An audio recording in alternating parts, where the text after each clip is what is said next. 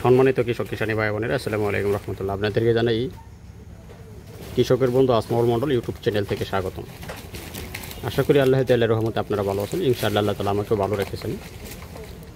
আজকে আপনাদের মাঝে যে ধানটি নিয়ে প্রতিবেদন করতে যাচ্ছি, এটি হচ্ছে আমন মৌসুমের সর্বলেটেস্ট ব্রি কর্তৃক উদ্ভাবিত ব্রি ধান 110। এটি একটি উচ্চ ফলনশীল জাত, অর্থাৎ প্রতি 33 শতকে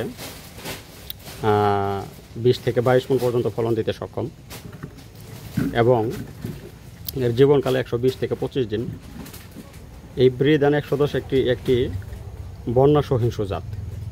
এই ধানটি যদি পানির নিচে, বন্যার পানির নিচে চলে যায়, তারপরও 2 সপ্তাহ পর্যন্ত এটি থাকবে, নষ্ট হবে না।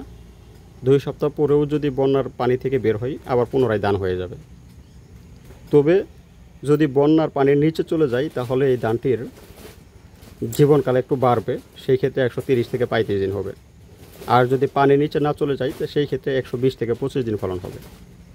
এই ধানটি মাঝারি চিকনি বলা যেতে পারে, আর ভাত খেতে সুস্বাদু এবং ঝরঝরে। এই ধানটির পাশকাঠি খুব ভালো আসে। ধানটি রোপণ করতে হবে সারি থেকে 8.5 ইঞ্চি, সারির ভিতরে 6 ইঞ্চি।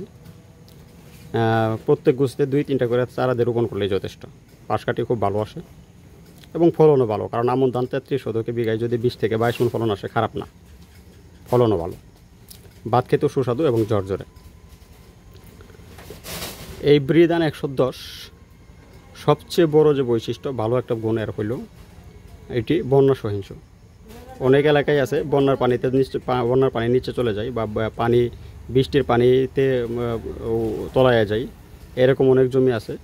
সেইখানে কী ধান লাগাবেন এরকম দ্বিধাদ্বন্দ্বে ভোগেন, যে কোন ধানটা লাগাইলে পানি নিচে চলে গেলেও নষ্ট হবে না। তাদের জন্যই ব্রি কর্তৃক এই ধানটি, তাদের চিন্তাধারা করেই ব্রি কর্তৃক এই ধানটি উদ্ভাবন করেছেন। অর্থাৎ এই প্রথম ব্রি কর্তৃক উদ্ভাবিত একটি দীর্ঘমেয়াদী বন্যা সহিংসু জাত, যেটি পানির নিচে দীর্ঘদিন সময় পর্যন্ত থাকে, নষ্ট হয় না। এরকম একটি জাত ব্রির বৈজ্ঞানিকরা গবেষণা করে তৈরি করছে। এটি হচ্ছে এই ব্রি ধান 110। যারা বন্যা সহিংসু জাত খুঁজছেন, তারা এই ব্রি ধান 110 এবং উচ্চ ফলনশীল জাত খুঁজছেন, তারাও এই ধানটি করতে পারেন। এই ধানটি সবচেয়ে আরও বড় বৈশিষ্ট্য হলো এই ধানটি শুয়ে পড়ে না।